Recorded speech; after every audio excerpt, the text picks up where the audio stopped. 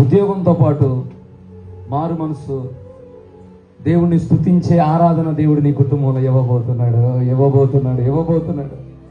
ఉద్యోగమే కాదు, మారు మనసు రక్షణ అనుభవాన్ని దేవుడు తీసుకొని రాబోతున్నాడు.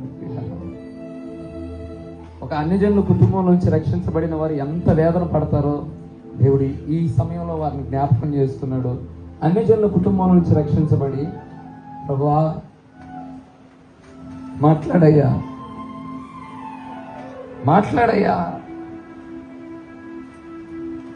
నువ్వు మాట్లాడయ్యా.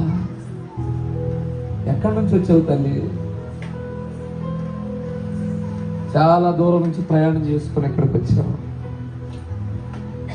మళ్ళీ దేవుడు మాట్లాడు. నీ కుమారుడు కోసం ఎంత ప్రార్థన, దేవుడు నీ ప్రార్థన ఆయన వింటున్నాడు.